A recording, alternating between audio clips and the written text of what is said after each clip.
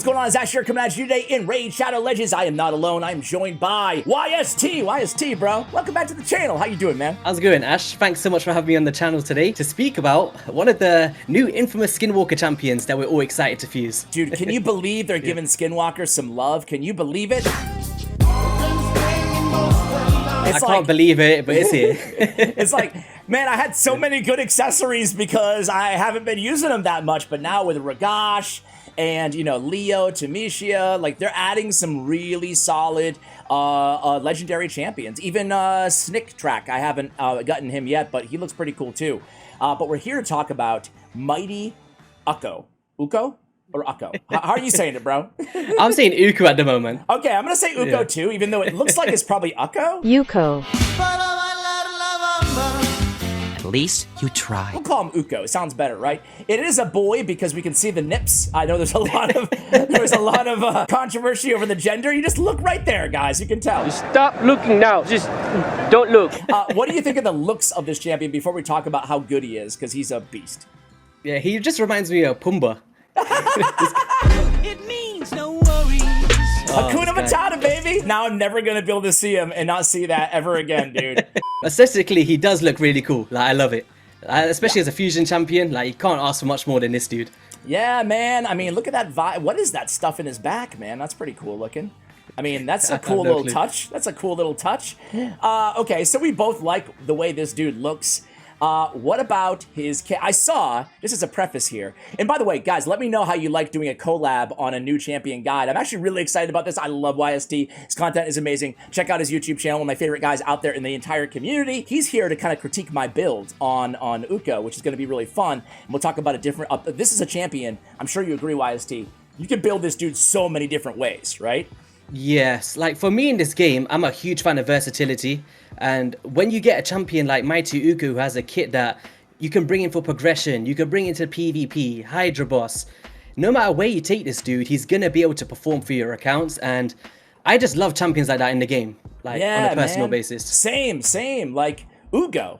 Same time, it's like the a much different champion, but it's like a super versatile. Can use him in so many different ways. Totally agree with you there. I built a very hybrid build specifically for my account, and again, I really want to get your critique on this. But I guess before we get into that, let's get into his kit. I saw that Murder Inc., who's usually I love Murder Inc.'s channel, and he's one of the most critical. I shouldn't say critical, but he's never afraid to share his opinion, even if it's unpopular, right? I'll say that about the dude, right? And he said that this is the best fusion, just flat out, like better than Helikath, right? And Helikath is amazing. It's hard to even compare. But really, Brogni, Helikath, Mighty Ukko, I think it's safe to say that those are like the best of the best that we've ever seen, right? Do you agree or disagree? I would definitely put him in the realm of definitely top 3 to 4, like fusions of all time. Yeah, 100%. The kit that he brings is just so unique. Having it all in one kit, because many times you need to bring in a decreased attack champion, you need to bring in an increased speed champion, but for somebody to have all of this stuff in one ability for a fusion in particular, he's nuts, and he's definitely up there for me for sure. Unbelievable. So AoE decreased attack 75%. To your point, on an A1, I mean, that's incredible, right? Already starting out on a great note, right? On the A2, we have an AoE ×2. We have a 100% chance to win booked, and the books are not too bad on this champion either, YST.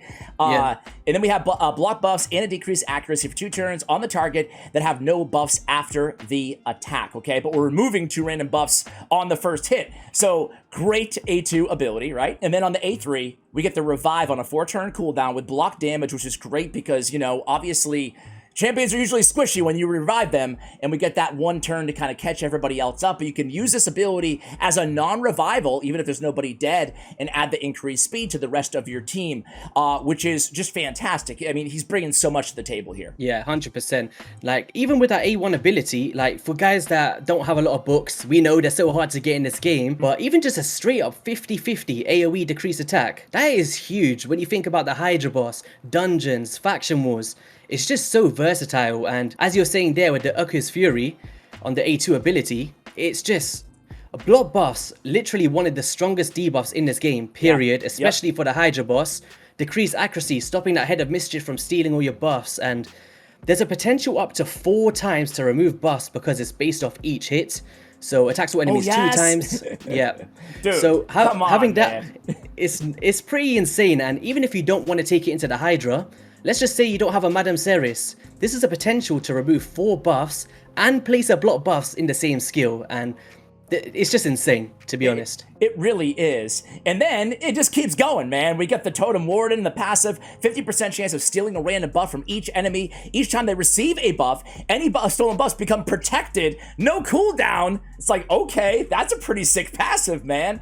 And then we got speeding all battles by 20%. So, man, oh man, what a beast of a champion, dude. I'm sure, well, obviously we both agree. We're gonna talk about blessings and all the ways we can build this champion, but first I want you to, again, critique my build here.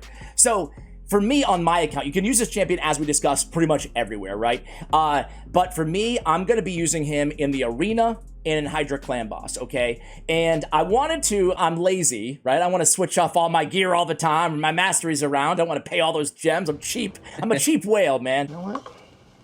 Watch this. If I had money problems, would I do this?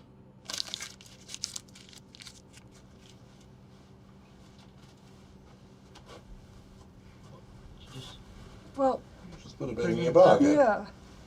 Yeah, but I destroyed it. I decided to kind of thread the needle and build a hybrid build. I wanted to build him so I can use him in an arena team, on a go second team, and also in Hydra clan boss. So this is what I did. I put him in stone skin, a full 6-piece set. I got the extra defense, obviously, the resistance, the HP, and most importantly, stone skin for the arena. And then I went with accuracy on the chest, and I went with accuracy on the banner. That way I'll actually, you know, have enough accuracy to do something inside the arena. However, the accuracy is pretty low. Let me move YST over here. You can see 450 plus the masteries. So pretty low, you know, for the arena. You really want that much, much higher. But that was my big sacrifice, so I could pick up War Master on the masteries. That way I can get some damage for Hydra clan boss as well. And you can see on the masteries here, I went down, picked up War Master, picked up Master Hexer, picked up Sniper to get that up to 80% on the A1 decrease attack. What do you think of this build, this hybrid build, my friend? Be critical. Be mean to me. Be mean. So in terms of this build, like, I think it's good, right? It's definitely gold 5 worthy. We got enough accuracy to strip those buffs, and as you were saying, you want it as a versatile showcase, right? So being able to have those accuracy stats alongside the stone skin for PvP, it's definitely a nice build here. One way that I would potentially go if you guys don't have that infamous stone skin from the Hydra is maybe go out with Perception. And yes. If you got a triple set of Perception on, you're increasing your speed, you're increasing your accuracy, and it's just a phenomenal set that you can farm from the Forge, right? And that way you kind of get all of the stats that you need for this champion. But Absolutely. Other than that, I like the stone skin. But in terms of masteries, I would probably go Eagle Eye if you're not going Hydra boss. If you're going strictly PvP, yep. I'd go Eagle Eye. Yeah, I have hellhades.com. He has 4 different ways to build this champion, right? So I gotta give some love to my man Hades and show this to you guys as well. Of course, I'll link this for you guys if you want to go ahead and bookmark it. But general PvE build, he's going with War Master down the support tree. A stun build, you can go with Fearsome Presence in a stun set with that AoE on the A1 and the A2. You're gonna get a lot of stuns off. And then PvP, he's got the Arena Lead, and then he has the Buff Stealer with, again, the Eagle Eye. But again, you guys can't see some of this stuff because we're blocking it, and I want to give some love to the website, get some clicks for Hades, so you guys can check that out. He also has some blessing recommendations. I'm obviously do not have him awakened yet, so we're not going to worry about that right now, but I'm not sure. I'll probably go with Brimstone or Temporal Chains. You know, I never thought of that before. Well, those are the choices here as well. I wanted to ask you, YST, I don't think you have him unlocked just yet, but you have played him on the test server. So How are you planning to build him? I'm probably going to go the Perception route and build him strictly just for Hydra boss. Okay. For my account personally, I don't have the use for someone like a Mighty Ukko. But I do see the potential here for sure. The stripping of the buffs, for example, and yeah, hopefully we can strip some buffs here. Like, can we? Yeah, look at that. Block debuffs, increase attack, protected. Attack, yeah. Like, I was gonna even say, in a scenario like this against a cardio, can you imagine stripping that revive on death potentially? Like, that would be really cool, right? Well, and stop him from reviving. Look at that. Can you steal the revive on death because it's protected though? Oh yeah, that one is protected. Yeah, but like yeah, a sky touch we could. A sky touch shaman or something. Yeah. Yeah. But yeah, man, that's such a cool and this annoying passive to bring to the table against Sifis and teams like this. They're just heavy on buffs, which it seems like every arena team is. But the idea here is this is the team that I plan on running him on. I'm not sure if I have enough damage mitigation here because I have a really high resist Sifi, and I used to run Ursica on this squad. But I think against most squads, this team will be just fine. If I go against like a super strong Trunda team, and look at that, like I have no crit rate or crit damage on Mighty Ukko, but you can see the multipliers aren't that bad, you know, for a support champion. Not that you're building him for damage, right? Yeah, 100%. Like those stripping of buffs, it's insane. And if you think about block buffs, right? Like a perfect example here with Skull Crown, she puts up unkillable, or a Valkyrie, for instance, with those Hegemon. annoying counterattack. Wait, what? Oh, not Hegemon. Sorry, that's a debuff. I'm getting too excited here, man. I'm like stealing debuffs, bro, throwing it back now. But you're right. All those unkillables. Yeah, but the only thing I would say is like the stealing of the buffs is something you guys should have fun with. I don't think it's something you should rely on in particular with the passive, but it's definitely a nice little touch. And last time when I tried it, he managed to steal Stone Skin, and that was like one of the funnest things I've seen. And look at that, we get the revive. So I have I keep forgetting that it revives, right? So I got the double reviver on this squad. I got the block damage on Rhodos, and obviously he's I still have Sifi's revival on cooldown, you know, or off cooldown. Yeah, I think one kind of conception I'm seeing in the community at the moment is they're not a fan of the clash of abilities with the increased speed and the revive being in the same cooldown. And if I'm personally honest, I'm actually okay with it, with Mighty Ukko anyway, because you'd rather have the increased speed happen, regardless of if someone's dead or alive, than it only happening if someone's revived, if that makes sense. Yeah. So, because it's not all of the time, apart from PvP, you're going to need that revive anyway, unless you're in the Hydra boss. So, I'm actually fine with it, and if you happen to do need a revive, it's there to clutch you up, right? I am too. I'm okay with it. I mean, listen, let's not get too greedy here. We're already talking about the best fusion ever, you know, or in the conversation, right? You need to take a chill pill, you know? I hear you. In a perfect world, you know, that would throw that on the A2 or something, you know? But ultimately, you know, at the end of the day, we're sitting here looking at, like, it's so nice to have that versatility on a 4-turn AoE revival, right? Is it AoE or is it a single target? It's AoE, right? No, he stole the Stone Skin. No, he has Stone Skin. He has Stone Skin. Wait, did he not steal one from someone? Oh, yeah, you're right, because it's protected. Yeah, I was just seeing the protected buff there. Dude! Wow, that's nasty. That is nasty. He really reminds me of like a buffed up version of Nari the Lucky, where he steals the buffs of his passive. And you love Nari, right? I love Nari He's the Lucky. He's like your guy, right? Yeah, but now this guy's my guy as well. So yeah, absolutely. So I'm probably just gonna run a quick Hydra before we let the viewers go, just see how he does. I've already used 2 of my keys, so suffice it to say, all of my best champions or my go-tos are already you know, used up. But we're gonna kind of put together a team. YST will help me. We'll kind of put something together, then we'll show you guys in just a moment. Any final thoughts before we go over to Hydra in terms of like arena or any specific area in Doom Tower that you're excited to see this champion? I'm just excited to see him in the ways for people to progress with that decreased attack and stripping of buffs in the Doom Tower for sure.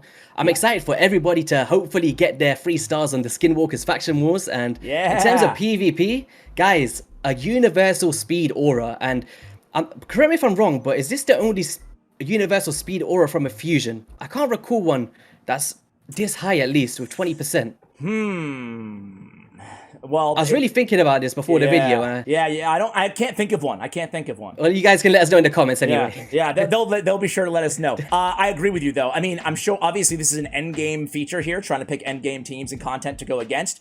However, you know, no matter where you are in the game, if you decided to go for this fragment summon, I don't think you're gonna regret it. Gonna help you out 100%. Tremendously. So be right back, guys, when we have a clan boss team. All right, guys, here we go. We kind of threw kind of a fun team together. It's legendary heavy, as you can see, but they're fun champions who we don't talk about a lot of these guys. You guys know I'm massive fans of Sigmund the Hide Shield and Build of the Thorn, both of our provokers. So 2 one-turn provokers on this squad. What do you think of the team? And then we got Ragash too. Yeah, pretty cool. I'm actually a huge fan of Sigmund as well. I think he slept on a little bit. I love that dude. Me too. He's cool. All right, so we'll see how this works out. We went in there and we prioritized the abilities a little bit. If I had to pick apart, wow, nice start though, nice start. I really like the combo of having Sigmund and Bivold of the Thorn on the same squad. I don't think I've run them together before.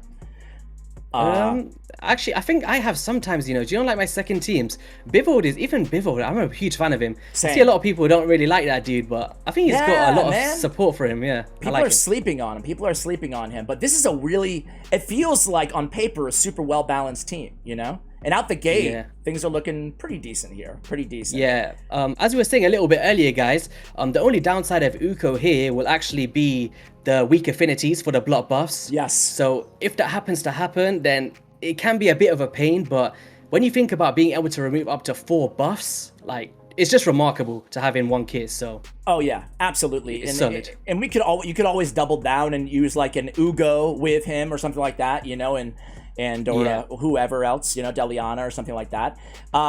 If I had to critique this build for Hydra, though, I would say what I really sacrificed is speed. You know, I'd really like to have his speed up at 250 or 260 if I could get it there, or even like, you know, higher the better, essentially, for higher levels of difficulty on Hydra clan boss. So that would be my biggest critique. I think he has around 50 or 60k HP, 60k HP, 59 I think, and around 3200 on the defense. So still could probably stand to get a little bit more health and a little bit more defense as well. What do you think of the build as it pertains to Hydra? Yes, I was just looking as well, like that decreased accuracy is pretty huge. Yeah. That is really, really nice. This team is shredding right now. I'm actually, I love all the AoEs on this squad, man. Yeah, I'm just kind of blown. You're talking about Ukko, I'm just blown away at like all the AoEs popping off. It's crazy. Yeah, dude, because Sigmund and Bivold has 2, right? It's just like, and obviously we got the 2 on Mighty Ukko. Damn, man, this might be my new Hydra clan boss team, YST. But guys, if you think about even Inquisitor Shamil compositions, right? And having him in the lead position to keep placing that decreased attack debuff, like in a scenario like this, when the Head of Torment pops out, you can imagine him with Inquisitor Shamil just popping off because all of his abilities are based on AoEs, and he's just going to constantly be placing that block buffs, constantly removing them, and it's just going to be a cool synergy as you guys are seeing right now. But dude, I love this squad, man. It feels really cool. And it's weird because usually when you look at the team, take away Mighty Ukko, like, I would need a reviver, obviously, on this squad, right? That would be my big, because eventually somebody's gonna die. You already saw Tamisha's health getting pretty low there, but we don't have to worry about that. We get the revive, block damage. We get plenty of heals. Got a shield on the team too. Got a couple shields, I think. Does Bivold have a shield? I know Sigmund does. I think he does. Yeah, Bivold has the Brian Nexus. It's kind of a small shield, but it's there. But he's got it. He's got it, man. So we got some support. I love this team. Really, really cool champion. We'll see how we do at the end of this run. Be right back, guys. All right, guys, here we go. Just over 100 turns here, but things are looking really, really good. I mean, really, really, as I said before, I think we stressed it enough, but really like this squad. Ninja's been playing the smackdown, hasn't he, YST? Yeah, he's been popping off. Even that smite, every time I see it go, it doesn't get boring. I love it. Absolutely. So, and you can see, man, that was a fast eating. We're killing them left and right here, man. This team's slaying. I want to be respectful of YST's time and not make him hang out with me for a half an hour here, as fun as that would be. So I'm going to go ahead and end the run right here. But suffice it to say, this is going to be a really, really good squad and an incredible lead here. Or not just lead, but an incredible Hydra champion. Let me end the battle. I always get scared ending the battle, even though I know it's not going to lock it in. I always get scared. Okay, let's just see what the stats are here. So Ukko, not bad. 1.5 million damage. Right in line with like a Sigmund, you know? So a support champion. But keep in mind, I don't have any no crit rate or crit damage on the champion, so not built for any damage except for that War Master, obviously. So really fun team. Ragash put out 2.5 million. You guys can't see, but YST, any final thoughts on this incredible champion? Incredible is the only term to put this. One thing I will say is throughout that run, me and Ash was noticing that if you do a first priority on Ukko's A2 ability, where he's doing the block buffs, it can actually clash with the A3 ability if you need that revive to pop off. True. So if you guys are doing a run, I'd say pay real close attention to the skills that's happening. It's more than fine to leave it on auto, but because I think the A3 is on a 4-turn, was it a 4-turn or a 6-turn? 4-turn. A 6-turn on Fury's, yeah, so it's just one of those ones where you can get that clash if it's on a first priority. So that's what apart happened. From that, yeah, it happened. Tamisha died. Yeah, Tamisha died at one point, and this was off cooldown, and we're like, why isn't he reviving? Because he went into the Ukko's Fury instead. So maybe I would just put this as an opener. And not top priority. And that's probably how I redo it. YST, thank you so much for coming back on the channel, man. Always a pleasure. Love your insight, and this is a blast. Yeah, anytime. I love popping over here, and appreciate you having me on today. All right, guys, that's going to do it for the video. Check out YST's YouTube channel, his Twitter information, everything I can find on the guy in the description below. Thank you for watching, and as always, take care, guys.